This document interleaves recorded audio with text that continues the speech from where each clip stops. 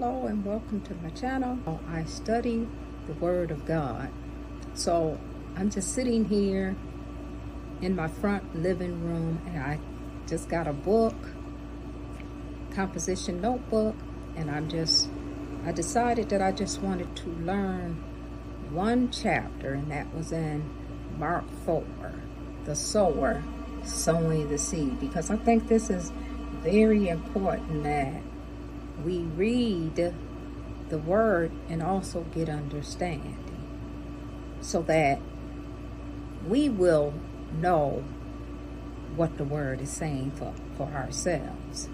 Again, it's very important that we read the word, because it's going to come down to you knowing the word, and not only knowing it, but speaking forth those truths out of your mouth.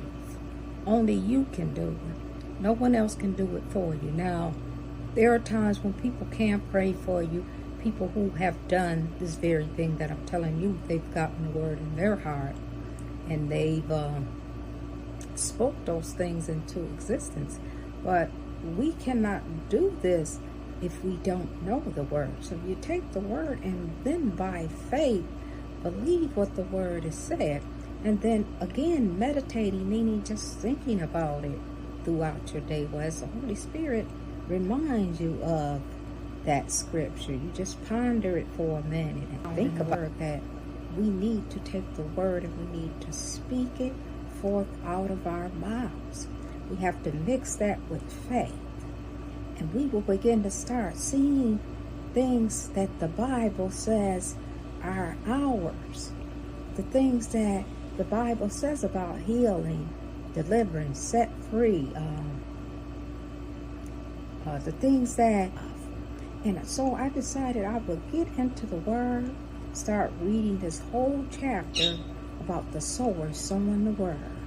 See, the sower must sow the Word on good ground.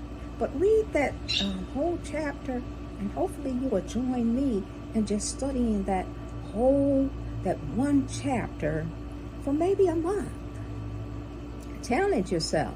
You know, you can read other things too. You know, let's say if you start in the morning time reading and studying a certain topic or what have you, and then, you know, throughout the day, let's say, you know, for lunch, you're eating your lunch and you want to continue reading, allowing the Bible app to help you read, or just reading, you know, as you're eating your lunch.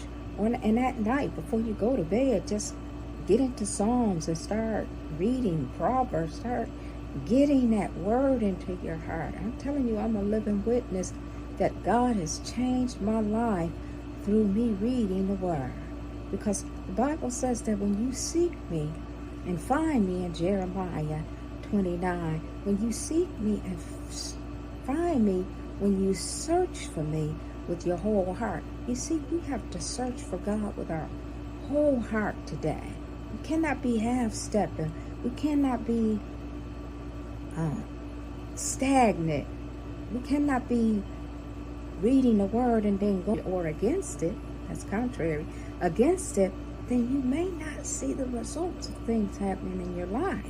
And see, that's where the blaming on God comes in at, is that when you read the word, then you go out and you speak words contrary to the word. So it's sort of like you've read the word, you got the seed in your heart, and then you go and you just pour gasoline on that word, and it's not going to work for you. But anyway, I hope that you would join me in reading the Bible this way, because I have my own way of reading the Bible, but I think I'm just going to focus on this one chapter and really get the understanding of it. So you be blessed in the Lord today, and don't forget to subscribe to my channel for more videos like this, because you will be blessed in the Lord if you take the word and do what it says to do. I also wanted to say, once I write down the chapter, I write it all in the book, but I'm also reading it as I'm writing it. And that's also a way for you to get the word in.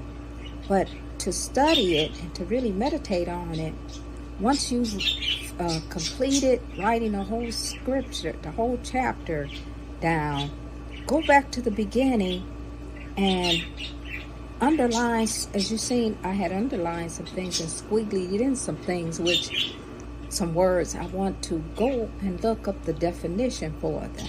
So